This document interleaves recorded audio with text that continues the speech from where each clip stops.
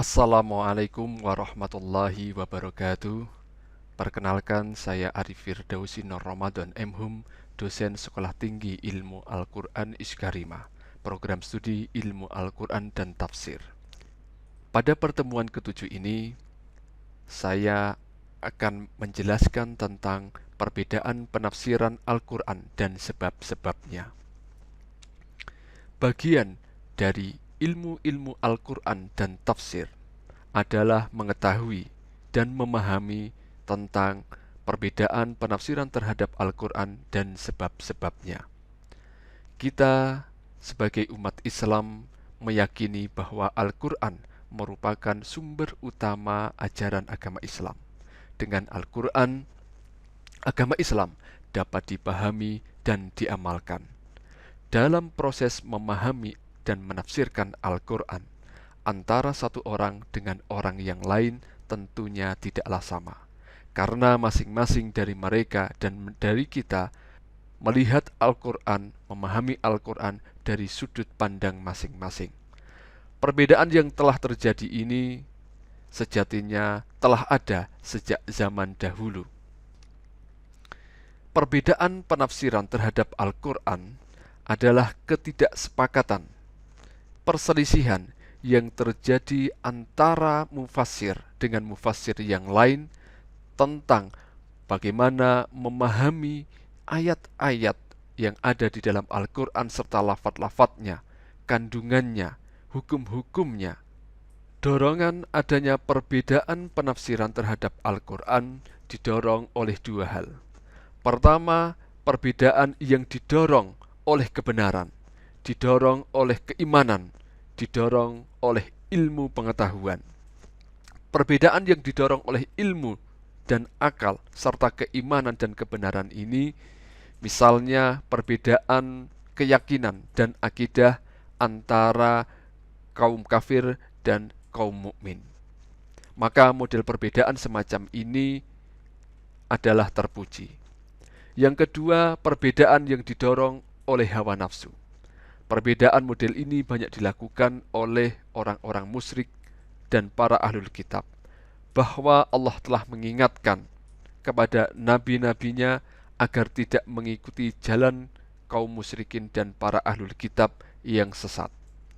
Termasuk model ini adalah orang-orang yang fanatik terhadap popularitas, kekuasaan, pamer keilmuan, atau ingin dekat dengan para penguasa yang zalim. Maka model perbedaan yang semacam ini hukumnya tentu haram.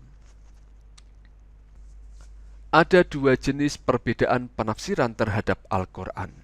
Yang pertama adalah perbedaan yang bersifat variatif atau ikhtilaf tanawwu.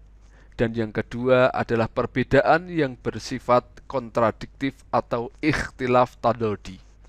Yang pertama adalah perbedaan yang bersifat variatif atau ikhtilaf tanawwu.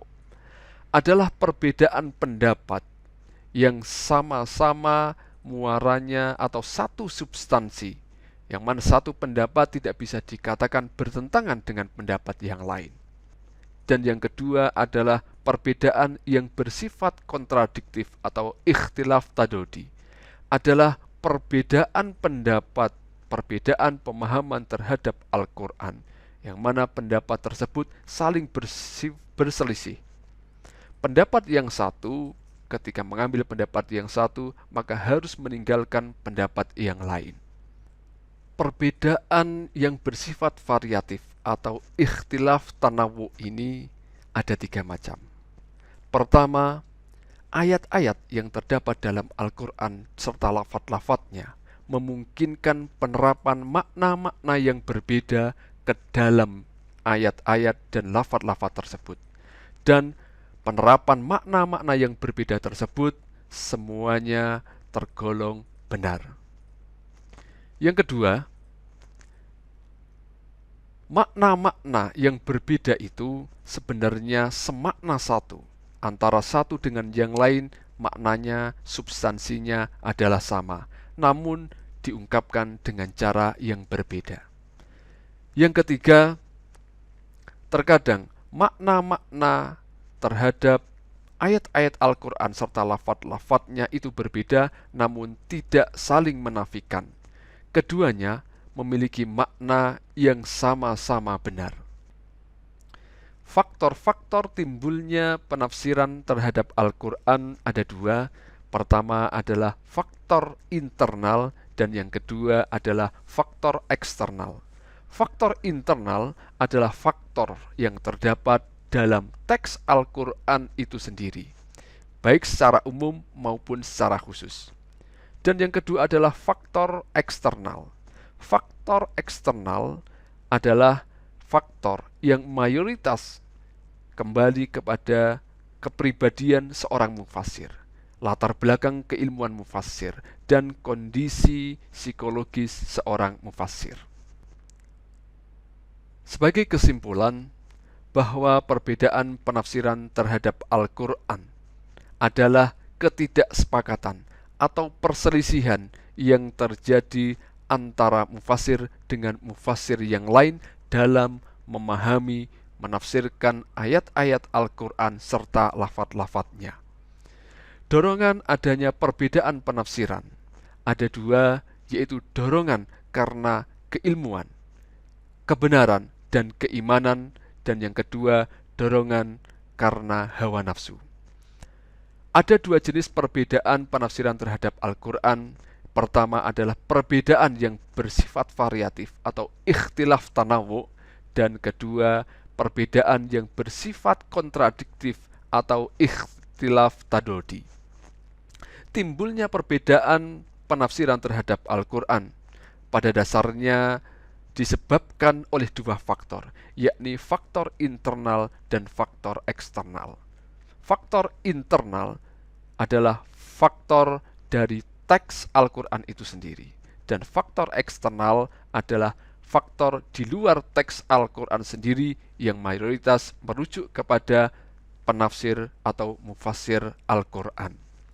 Perbedaan penafsiran seharusnya difahami secara positif dalam rangka menggali makna yang terkandung di dalam Al-Quran yang sangat luas itu, tanpa harus menjustifikasi bahwa penafsiran sayalah yang paling benar. Namun, pada akhirnya semua penafsiran itu dikembalikan kepada Allah Subhanahu wa Ta'ala. Demikian, wassalamualaikum warahmatullahi wabarakatuh.